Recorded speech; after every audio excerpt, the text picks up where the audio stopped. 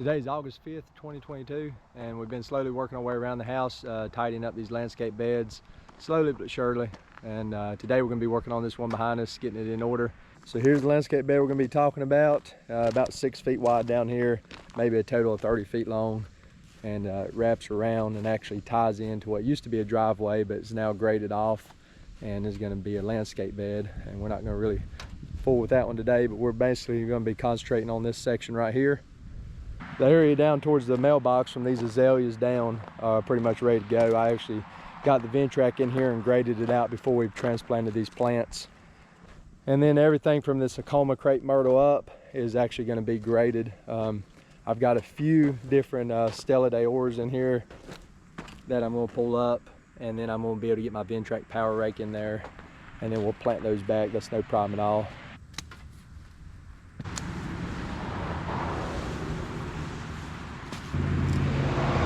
I think that looks better. I just trimmed a few limbs up that were really weighing it down. Tried to trim it up into a tree form last year and kind of jacked it up, so we're still getting it to fill in.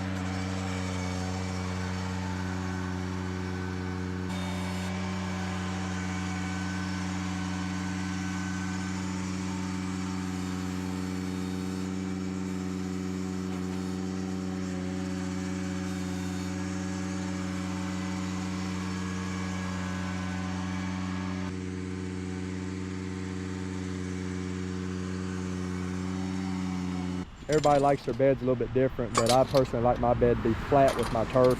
That way if my mower wheel runs into it for any reason, it won't scalp the turf. A lot of people like to build their flower beds up, which is fine too, that looks okay. But I prefer mine to be flat as possible.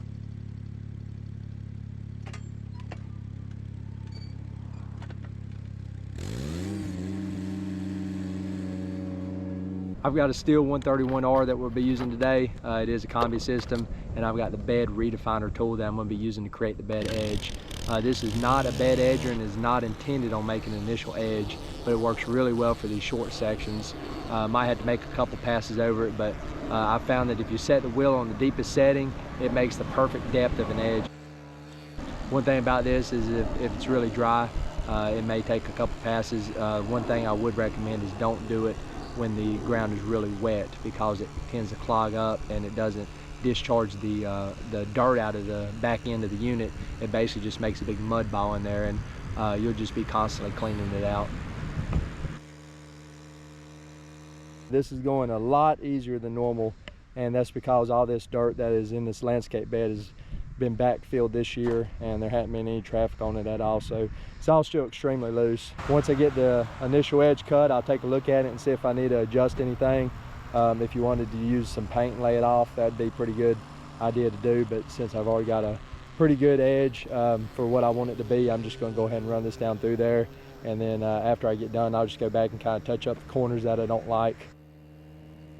So after getting through this curve, I don't really like what's going on here in front of this crepe myrtle. So I put my string trimmer back on, and I'm just going to try to make a general curve, outline it with my string trimmer, and then I'll go back and cut that edge in. I think that looks a lot better. I'll straighten up as it transitions down here to this other piece with the edger, but if you just take your string trimmer, kind of walk and just walk like you're mowing, you can tend to make a pretty nice curve just eyeballing it.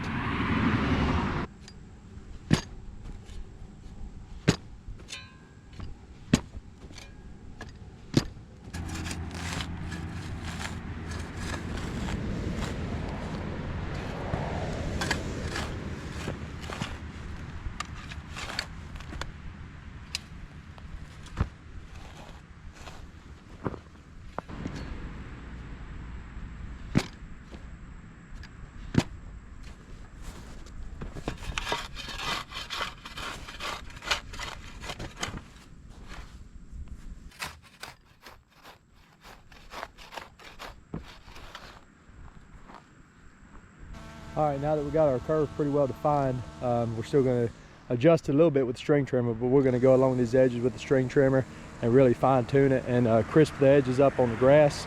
Just clean it up a little bit where the edge or maybe tears it up, and then it'll also dig into the dirt a little bit if you want it to, so we can use it to just adjust and fine tune those corners and curves as we go through it with the string trimmer. All right, I'm happy with this. This turned out to be really nice through here. Got a nice gentle curve. I had to correct it 2 or 3 times. Just went back and forth between the string trimmer and the shovel. But your whole goal is just to make it look nice, but also make it easy to mow. So the next thing we're gonna try to do is get rid of that ditch that we created from the bed redefiner. And I'm just gonna use a flat point shovel and just smooth it out. Either drag the dirt back towards the azalea bushes or either just take it out of here.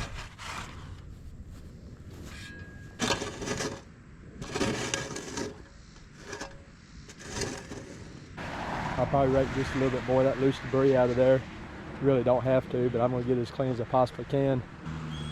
The next thing we're after are these weeds, and really not a good way to do it. I think what I'm gonna do is just use the rake, kind of tear them up with the rake and get the bulk of them off. And then I'm gonna probably spray some Roundup on it, and then I'm gonna put some mulch right on top of the wet Roundup.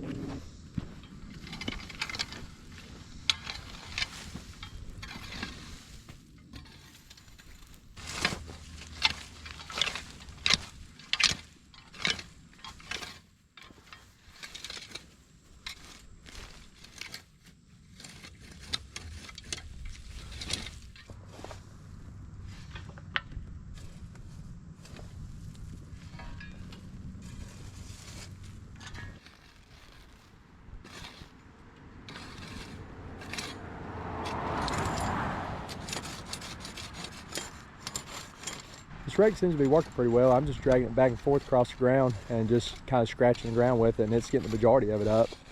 I'm sure there's gonna be plenty of roots and stuff left, but once I hit it with some Roundup and cover it with mulch, it'll be done.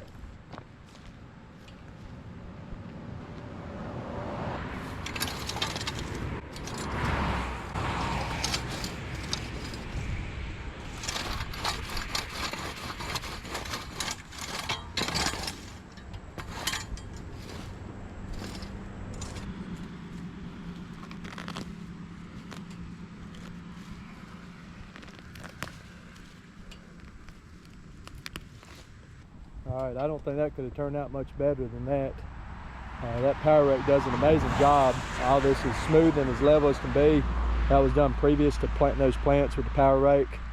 And then of course this is a section we did today. But nice clean edge, gentle curves. Everything looks aesthetically pleasing. Everything's nice and level in there, so you don't have any places for water to sit. You won't have any dry spots. We got to raise that valve box up still, so we'll work on that probably tomorrow. All right, getting started back again this morning. This is day 2 on this project. I'm gonna be putting these Stella Day oars, and I think there's one daylily in there. I'm gonna actually divide those out, and we're gonna make just a little border around this landscape bed, basically trying to protect that valve box that I need to raise up. And whenever I straighten out my gravel around the edge and make it so people can pull in here and park, it'll keep them from cutting the corner and running over my valve box. So while you got these plants out of the ground, really easy to divide them in half. You could probably divide this thing 4 or 5 times if you wanted to, and they're really hardy plants and they'll survive. So that's what we're going to be doing starting off this morning.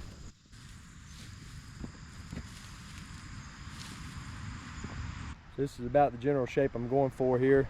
I'm going to try to keep this one as close to the valve box as I can without digging down into the edge of the valve box. It's not going to expand that much. It's not like a tree or something that's going to destroy your valve box. And I basically just did 2 footprints in between each one. And you need to go to the center of the plant when you're doing this.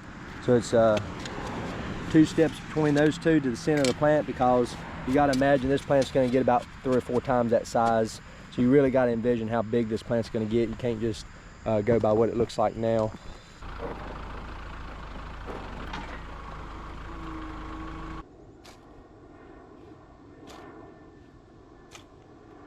So one of the keys that I found over the years to get these landscape rocks to look natural and just to really set them off from just setting them on top of the ground is you really need to dig them down into the ground so it looks like they're exposing out of the ground. Sometimes you can do it with mulch and give it that little bit of an effect. But I think for today I'm going to actually try to dig this one down in the ground a little bit.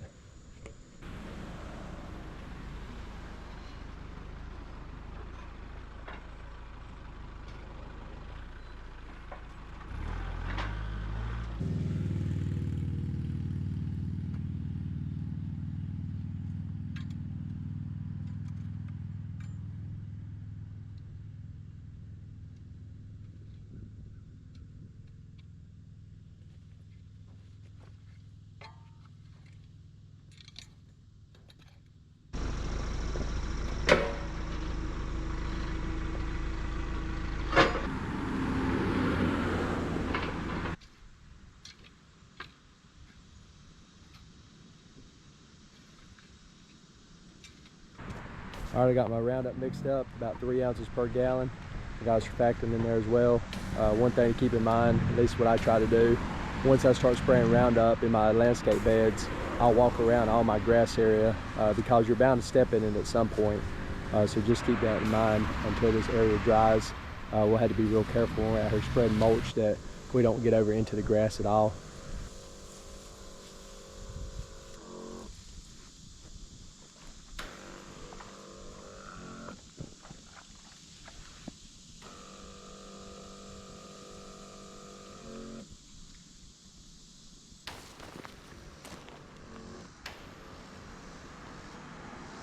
So after we get done spraying today, we'll come back after we get the mulch spread a week or so, and we'll just see what comes up. And we'll either try to spray it again with Roundup, or if it's just too close to a bush or whatever, we'll just hand pull it up, and that's how we'll finish getting the weeds out.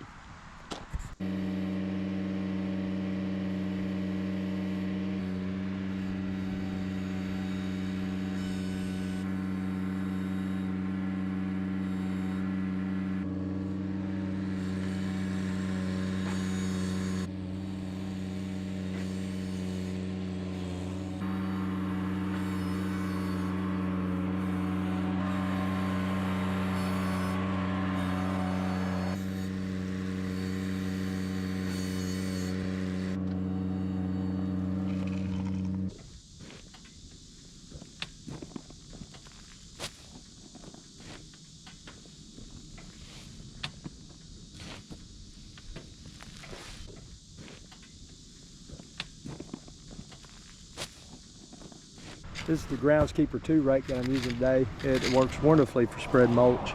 If you use the rake the normal way, it spreads the mulch pretty good and carries it around, but after you finish, just to knock off those little high spots and stuff, especially after it rains good on it, come back out the next day and use the back side of the rake, it'll really smooth it up nice.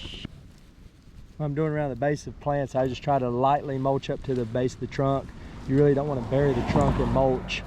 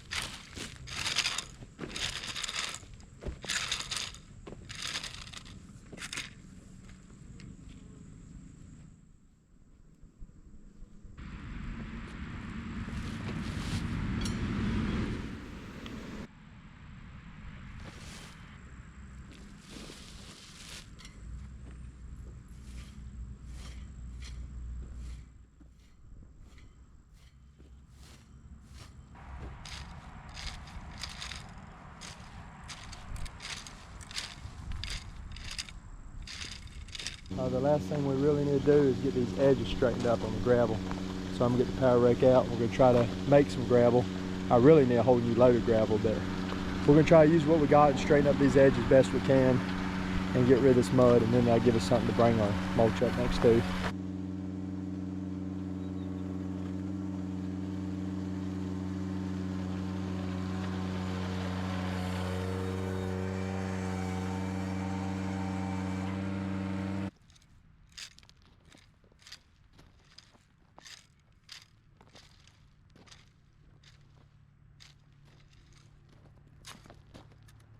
I believe that's about as good as we're going to get it.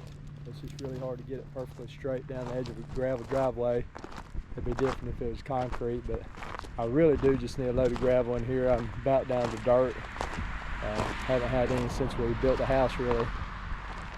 And we actually widened the driveway too, so it definitely used up some of the extra that we did have.